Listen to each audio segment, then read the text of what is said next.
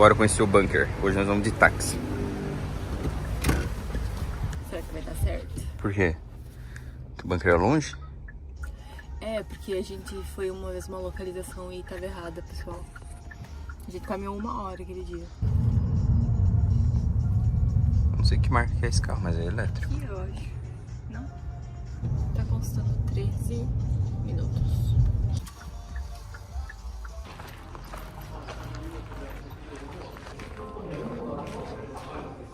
Pessoal, a gente está aqui no bunker na Albânia. Esse é para ser o maior bunker do país. E por que os bunkers aqui são tão importantes? Primeiro, o bunker ele serve para que você se proteja no momento de guerra. Então, se tiver uma bomba nuclear, você se protege, mora nele. Enver Hoxha era assim, um cara tremendamente obstinado. Então, ele queria construir 221 mil bunkers aqui na Albânia. Porém, ele conseguiu 173 mil bunkers. Então imagina 173 casas embaixo da terra. É praticamente uma casa a cada 11 habitantes. Então, locais onde tinham 11 habitantes, lá teria que ter um bunker para que a pessoa pudesse se proteger da guerra. É muita coisa. É muita coisa, é algo extremamente grande. Esse que a gente está aqui é o maior de todos. Então, esse ele tem 5 andares e a gente vai visitar agora. Começou o passeio. Já é um lugar sombrio.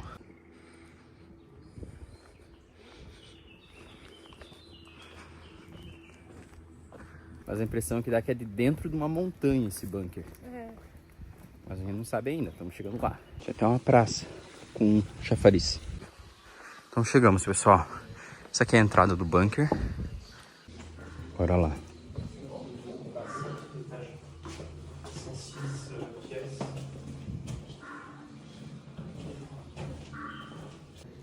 Então, pessoal, o túnel iniciou a construção em 72, a parte dos muros foi concluída em 75 e precisou de mais 3 anos para completar toda a estrutura. Ela foi inaugurada em 78, tem 2.685 metros quadrados, são 5 andares com 106 escritórios. A estrutura ela tem um propósito militar, então eles foram em 64, até a Coreia do Norte. Lá na Coreia do Norte eles se inspiraram para construir esse bunker. Aqui é o local onde ficariam todos os militares, todos os políticos protegidos em caso de uma guerra, né? Um bombardeio, uma guerra nuclear. Então não é para civis esse bunker. Esse bunker é para políticos e militares. Olha só a estrutura do bunker. Isso tudo é embaixo da terra, tá, pessoal? 5 andares embaixo da terra.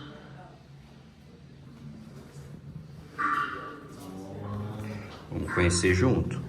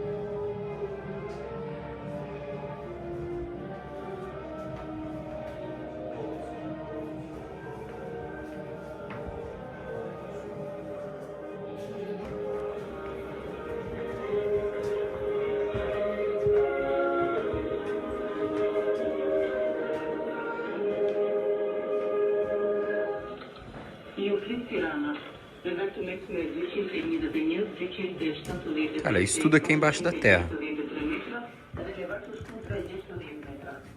Aqui tem um quarto.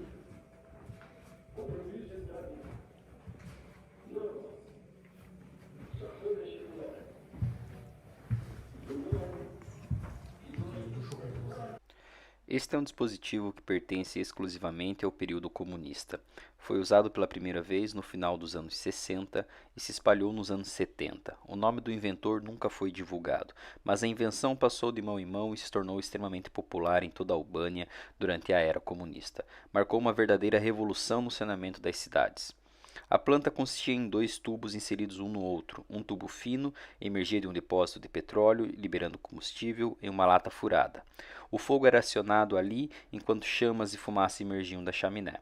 A água corria entre os tubos internos e externos, transformando água fria em água quente. Esse tipo de instalação era terrivelmente alto e barulhento. O uso do dispositivo também era arriscado.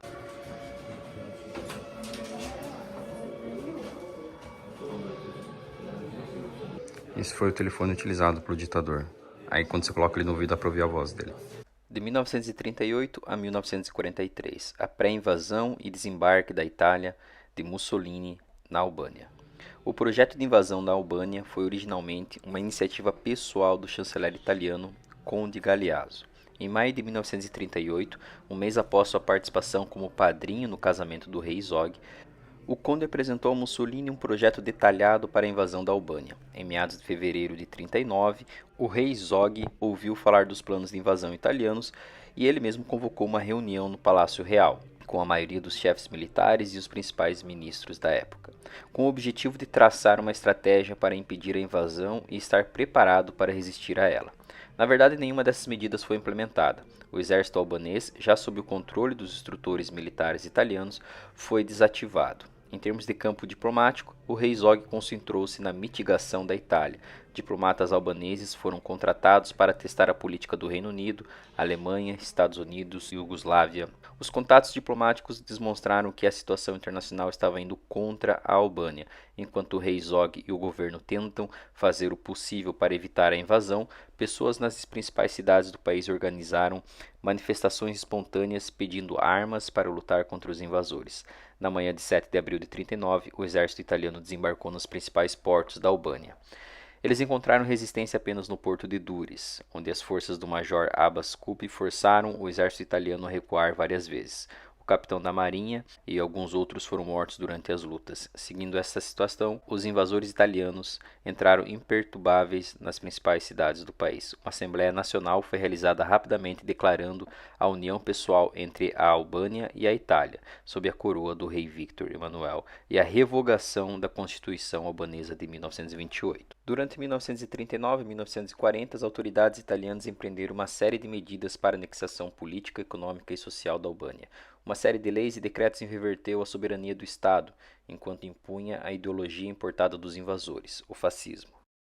Os ocupantes italianos seguiram uma política cuidadosa destinada a criar um clima de paz na Albânia, em vista de seus planos para os Balcãs.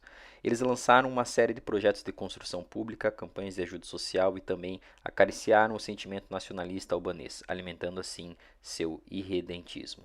Essa política ajudou os invasores italianos a manter a resistência albanesa até o início da Guerra Greco-Italiana sob controle. Todo bunker tem uma característica necessária, ter apenas portas de entrada, mas sem janelas. Uma janela, de fato, revoga todo o significado da fortificação, enfraquecendo-a diante da ameaça mais forte que um bunker pode enfrentar: a luz solar.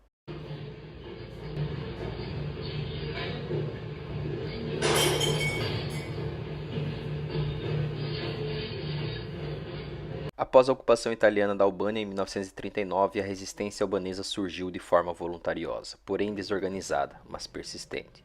Estudantes e intelectuais lideraram o movimento opondo-se aos projetos fascistas. Com a Guerra Greco-Italiana em 1941 e suas consequências econômicas, a resistência se fortaleceu.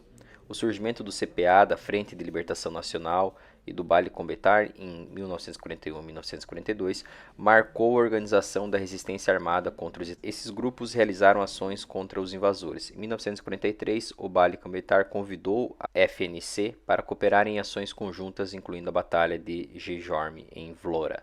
Ao contrário dos vizinhos balcânicos, o governo albanês no exílio não foi reconhecido. No entanto, em dezembro de 1942, os ministros das Relações Exteriores dos Estados Unidos, Grã-Bretanha e União Soviética reconheceram a resistência albanesa e se comprometeram com a restauração da independência após a Segunda Guerra Mundial. O Partido Comunista Iugoslavo teve um papel importante na organização da resistência albanesa. Missões militares britânicas, americanas e soviéticas forneceram apoio financeiro, militar e treinamento. Após a guerra, o governo de Encher Hoxha e enfrentou dificuldades para obter reconhecimento, mas a Iugoslávia foi a primeira a estabelecer relações diplomáticas em 1945, seguida pela União Soviética, Estados Unidos e Grã-Bretanha. O reconhecimento desse país foi condicionado à realização de eleições livres e democráticas. Em setembro de 43, a Itália capitulou e o exército alemão assumiu o controle da Albânia. Diferentemente dos italianos, os alemães não tinham interesse de longo prazo no país. Adotando uma política mais flexível, eles promoveram o nacionalismo albanês e preservaram a ideia da Grande Albânia.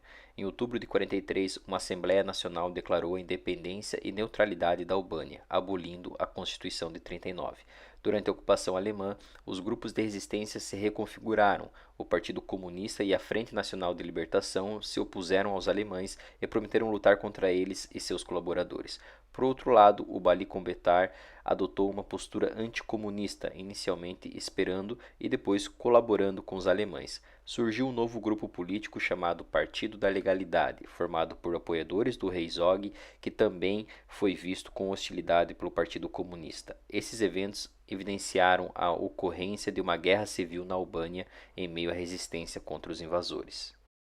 A PKSH e a FNC aproveitou os erros de seus rivais políticos, ganhando popularidade e apoio dos aliados. Após a difícil operação alemã, em 1943 e 44, a FNC se reorganizou e fortaleceu. O Congresso de Permet, em 1944, estabeleceu o governo da FNC e proibiu o retorno do rei Zog. A resistência contra os invasores e a eliminação de oponentes políticos se tornaram prioridades. Enver Hoxha liderou a UNC em uma ofensiva bem-sucedida contra líderes do norte da Albânia. Essa informação é importante. Se tiver um blackout aqui de luz, não é para correr, é para ficar parado, que em alguns segundos ela vai voltar. Após a rendição da Romênia e a capitulação antecipada da Bulgária, o exército alemão recebeu ordens de se retirar dos Balcãs. Em setembro de 44, os ocupantes alemães centralizaram o poder na Albânia, eliminando qualquer ideia de independência.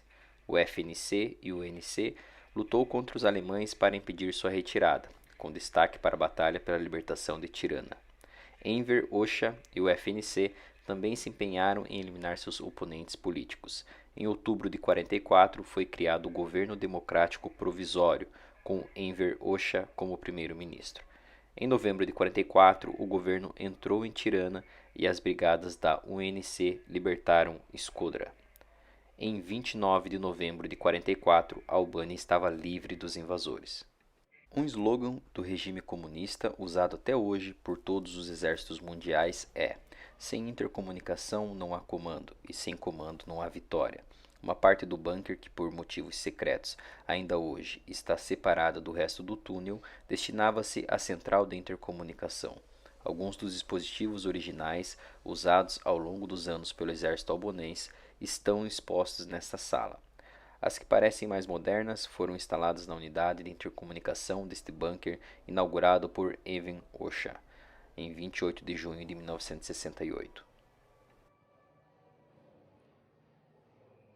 O bunker é composto por duas camadas, uma cúpula exterior em concreto dentro da qual foram construídos quartos e corredores.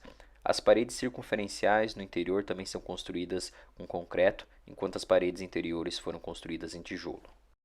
Essa imagem representa exatamente como são os tijolos que compõem as paredes internas do bunker. E o que passa nessa televisão é uma propaganda do Partido Comunista na Albânia.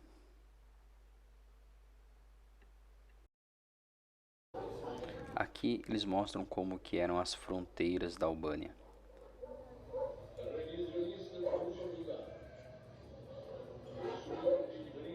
Conversa durante um encontro no departamento político em 4 de dezembro de 1990. Eu digo que não devemos fazer o que fazemos agora na fronteira, porque também estamos matando. Então deixamos as pessoas irem? Eu acho que podemos facilitar um pouco a passagem da fronteira. Não, seu pensamento é que nós temos que abrir as fronteiras. Não chegarmos ao ponto em que os matamos. O que o guarda da fronteira sabe qual o propósito de uma pessoa em atravessá-la? Em Vernik, o guarda da fronteira disparou a arma. De 1944 a 1990, escaparam pelas fronteiras 13.692 pessoas e morreram 988 pessoas. A resistência albanesa contra os invasores italianos e alemães foi um evento significativo em sua história, resultando em perdas humanas e danos materiais consideráveis. Muitos albaneses sofreram prisões em campos de concentração. A infraestrutura e a economia do país foram severamente afetadas, assim como a herança cultural, com a perda de objetos arqueológicos e etnográficos. Após a guerra, a Albânia recebeu ajuda humanitária da UNRWA e participou de conferências internacionais, sendo reconhecida como um poder associado. Em 1947, assinou o Tratado de Paz com a Itália. Os líderes comunistas albaneses aproveitaram a resistência e o sacrifício durante a Primeira Guerra Mundial para legitimar seu governo. Após a guerra, eles se comprometeram a realizar eleições livres e democráticas para reconstruir a soberania do país. Em 1945, a Frente Democrática venceu as eleições para a Assembleia Constituinte. E em janeiro de 46, a Albânia foi declarada República Popular. Após a saída das forças alemãs, o governo provisório empreendeu um projeto de reconstrução, incluindo estradas, pontes, casas e escolas. A ajuda da UNRWA e especialistas italianos contribuíram para este esforço. O governo liderado por Enver Hoxha implementou projetos ambiciosos para o desenvolvimento econômico, educacional, cultural e social da Albânia. Houve investimentos em infraestrutura como estradas e ferrovias, além de um foco na educação, secularização e ideologização comunista. As mulheres tiveram uma participação significativa na política e na vida social. A política econômica seguiu um modelo centralizado e planejado, com ênfase na industrialização e energia. Houve também a coletivização da agricultura. Inicialmente, houve algum progresso econômico, mas o país enfrentou uma crise profunda devido ao isolamento internacional e falhas na política econômica. O lado negro do regime comunista: propaganda e violência. O regime comunista que surgiu após a libertação da Albânia baseou-se na ditadura do proletariado e na luta de classes. A propaganda e a violência foram os pilares desse regime. A propaganda glorificava as conquistas do regime, justificava suas políticas e promovia o culto aos líderes comunistas, especialmente Enver Hoxha. A violência foi institucionalizada, através de leis repressivas e do estabelecimento de prisões e campos de concentração em todo o país. O regime perseguiu colaboradores, opositores políticos e grupos religiosos. Houve julgamentos e repressão contra clérigos, partidos de oposição e dissidentes políticos. A campanha contra crenças religiosas, iniciada em 67, buscava impor uniformidade política e social. O regime realizava prisões e punições sempre que precisava de um bode expiatório para os fracassos econômicos ou para suprimir a dissidência no país. A China foi um aliado próximo da Albânia comunista durante os anos 60 até 78. Eles forneceram tecnologia industrial e militar, ajuda financeira e cultural aos albaneses. No entanto, as relações se deterioraram quando o líder albanês Enver Hoxha acusou o Mao Tse-tung de se desviar da linha marxista-leninista após seu encontro com o presidente dos Estados Unidos, Richard Nixon, em 1972. Isso levou ao rompimento da aliança estratégica e, enquanto a China continuou seu caminho, a Albânia sofreu um declínio econômico, dramático e irreversível. A bicicleta utilizada na instalação foi uma doação chinesa e foi usada para exames cardiológicos nos soldados albaneses. De acordo com o censo de 30 de setembro de 45, cerca de 1,22% da população albanesa era analfabeta. Em 45 foram abertos 566 cursos, nos quais 10.243 pessoas foram alfabetizadas. Foi realizada uma campanha voluntária de alfabetização básica para combater o analfabetismo. Um registro de 49 mostrou que cerca de 130 mil pessoas foram alfabetizadas após 5 anos, mas ainda havia cerca de 420 mil analfabetos no sul do país. Em 1955 foi anunciado publicamente que o analfabetismo havia sido eliminado na Albânia até os 40 anos de idade. No entanto, dados de arquivos revelaram que uma parte da população, principalmente os mais idosos, ainda não eram alfabetizados. Esse problema continuou silenciosamente nos anos seguintes, sem ser declarado como uma campanha oficial do governo. Pessoal, tem mais lá para baixo.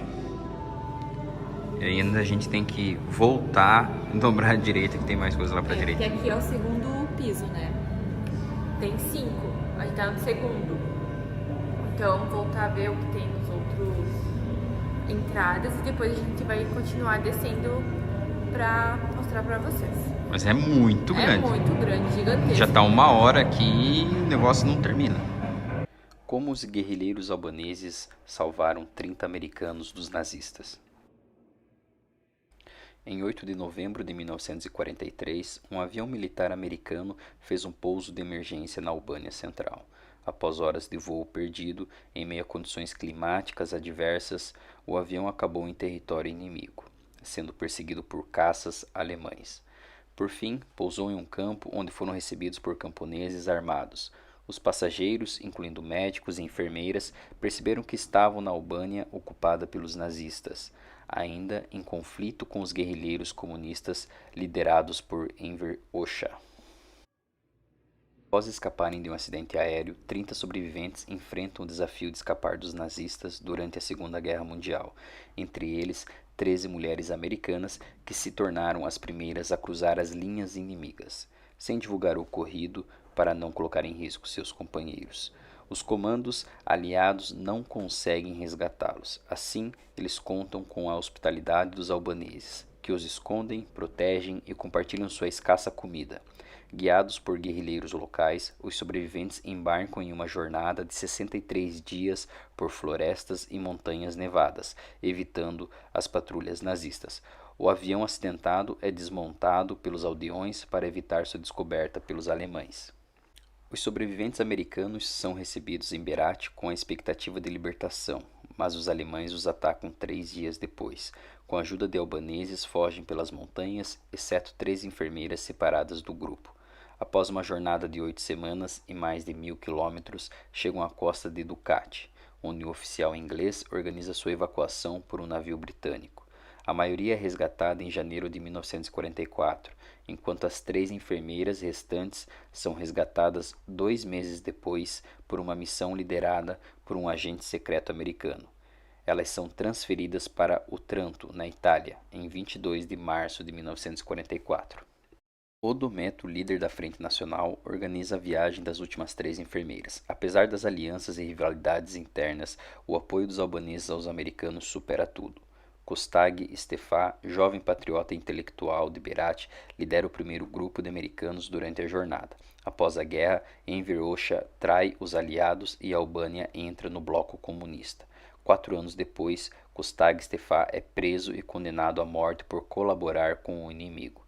Seus restos mortais são encontrados e devolvidos à família em 1993, 45 anos após a execução.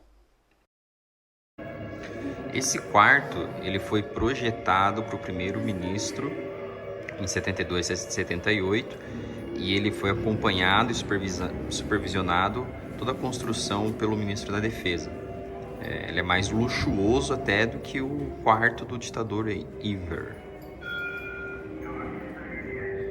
Ele deixa bem claro que esse é o único que tem essas, pelo menos o que eu entendi, ele é o único que tem a parede com a madeira.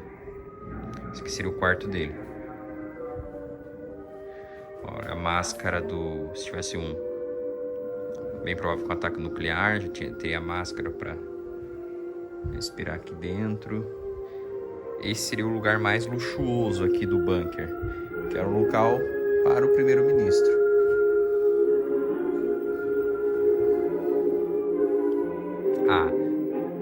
Essa aqui é uma TV albanesa. E você só poderia comprar ou ter uma TV com a permissão do partido.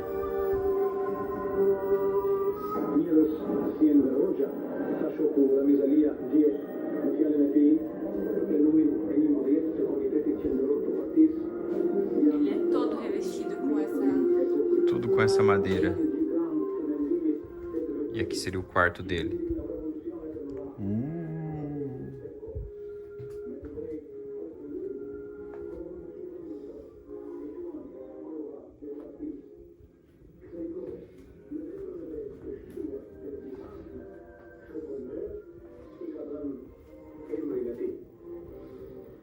Muito luxuoso.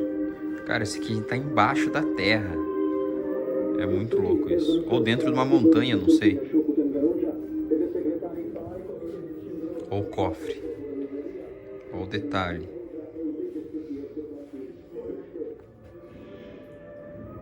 O coração do sistema de ventilação está nessas salas. Tem como objetivo evitar que venenos produzidos por uma explosão química ou nuclear cheguem ao interior do bunker e matem quem estiver lá dentro. Através de algumas válvulas manejadas, as tubulações servem para canalizar o ar para dentro de grandes filtros marrons. Esses filtros funcionam como gigantescas máscaras de gás montadas na entrada do bunker. Depois de limpo, o ar volta a circular dentro do bunker sem prejudicar a saúde das pessoas. Os filtros químicos dentro da planta de ventilação são de produção chinesa. Em caso de alarme químico, os militares encarregados dessas salas viriam imediatamente e desviariam o ar para dentro dos filtros. Esse aqui é o quarto dos oficiais, né, dos soldados, e tá com todos os equipamentos de acordo com o padrão do oficial para servir dentro do bunker. Então, tudo que tá aqui é original.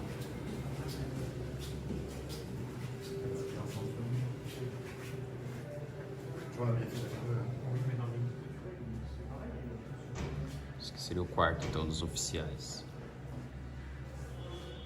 Exatamente com todos os equipamentos, tudo que era da época.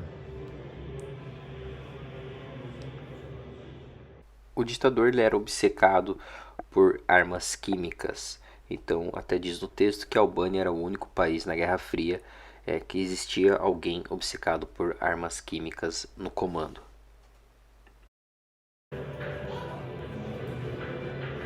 É muito sinistro. Isso aqui é muito sinistro.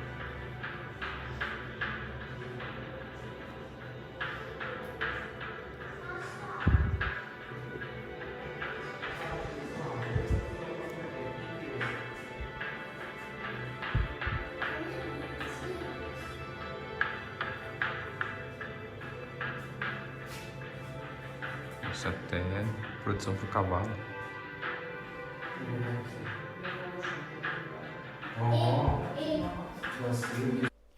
Este ambiente composto por antessala, sala de trabalho, quarto e casa de banho destina-se ao chefe do Estado-Maior.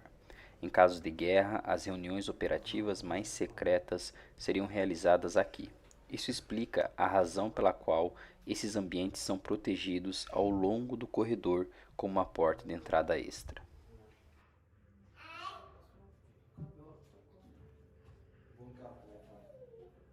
O que tem aí? Pra cá não tem mais nada, tem só algumas portas. E lá no fundo tem a porta que tá fechada, então não dá pra passar. Então vamos voltar. Não tem fim.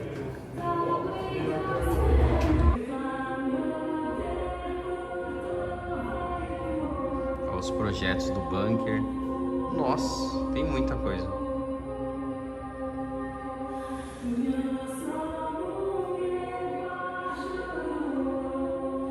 Será que esse é o projeto original?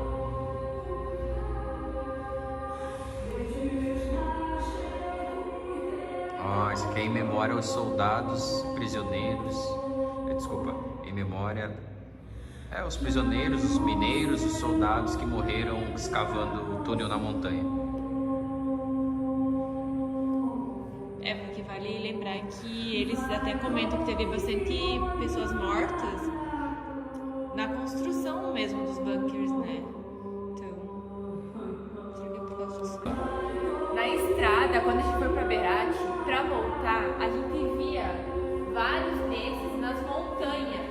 E até a gente se perguntou, será que são bunkers? Porque, tipo, tinha muitos, a gente viu vários durante o percurso. A casa é um símbolo importante na cultura albanesa, representando o coração das famílias extensas.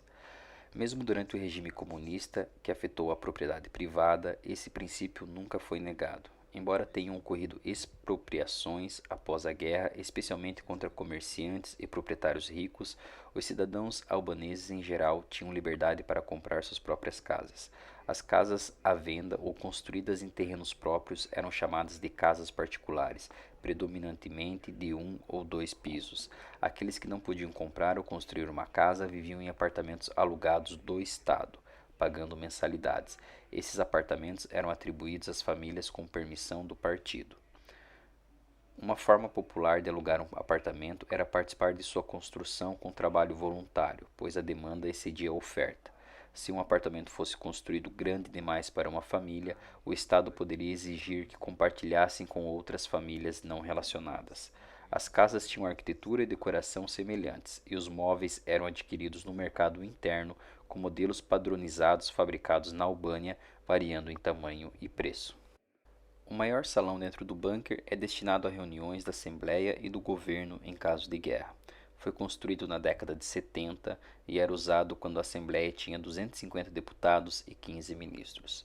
É o único salão do parlamento fortificado na Albânia. A ideia para o projeto surgiu após uma visita à Coreia do Norte em 1964. Além das reuniões, o salão também é usado para exibições artísticas e simulações de exercícios militares, com um grande mapa do país sendo exposto durante os exercícios.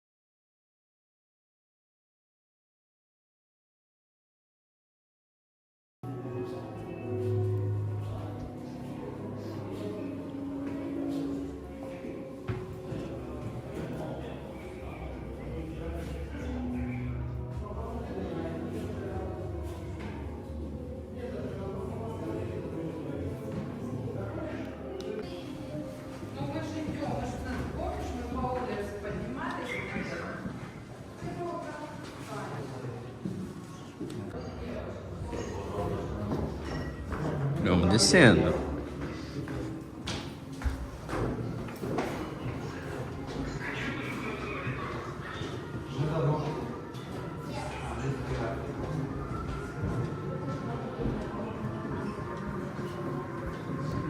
Com a queda do Muro de Berlim, em 1989, o bloco comunista começou a desmoronar no leste europeu. Na Albânia, o regime comunista esperava durar mais tempo, mas a vontade de liberdade do povo albanês, especialmente da juventude, acabou levando à queda do regime em 1990. O ataque à embaixada alemã em Tirana por milhares de jovens albaneses em busca de asilo político foi um golpe final para o regime. Essas fotos tiradas dentro da embaixada capturam o momento em que a juventude albanesa buscava a liberdade na Europa Ocidental. Esse desejo de fugir para o Ocidente persistiu nos últimos 30 anos.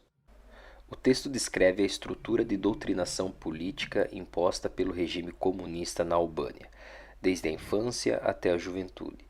Crianças, desde os 4 anos, eram inseridas em organizações políticas e submetidas a um processo de preparação política e doutrinação. Essa orientação política permeava todas as esferas da vida, como escolas, bairros e atividades de caráter político. O regime também buscava impor sua ideologia através da força, reprimindo oponentes abertos ao regime, como internados e deportados.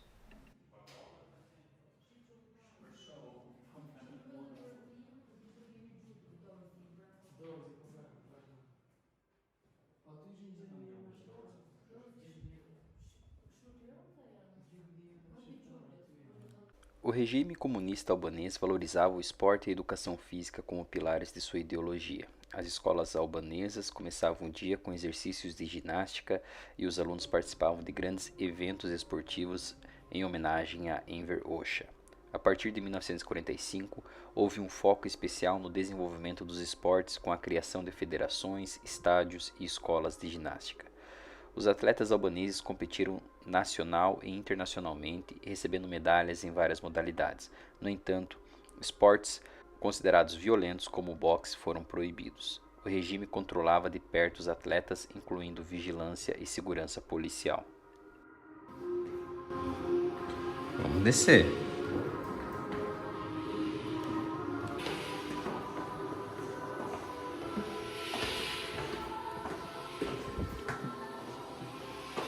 A sala dos meus filhos.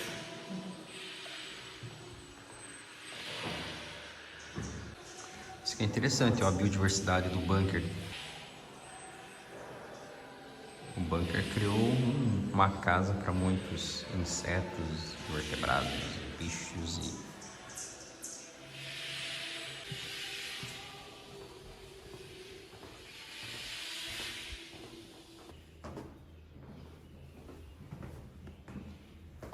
Então chegamos na saída. Falta sair, não sei se tem mais alguma coisa que eu... Caramba.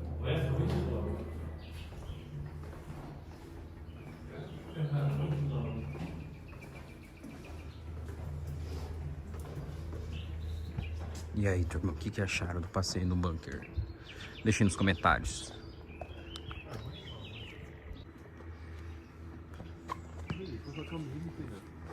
Onde é que é o bunker? Ik ben er klaar mee. Ja, ik dacht het is te groot voor me. Pessoal, chegamos no fim do nosso passeio. Se você gostou, deixe seu like, deixe seu gostei, se inscreve no canal. Esse vídeo aí, com toda certeza, deu muito trabalho para editar, mas a gente buscou trazer o máximo de informações possíveis, lendo ali cada detalhe, mostrando para vocês, narrando e colocando aquilo que a gente conseguiu fazer de melhor. Combinado? Espero que vocês tenham gostado. Foi uma experiência incrível para nós. O bunker é gigantesco, tem muita coisa ali dentro. É incrível o que as pessoas conseguiram construir em épocas de guerra. E agora a gente vai dar uma volta por aí. Vamos ver outro lugar.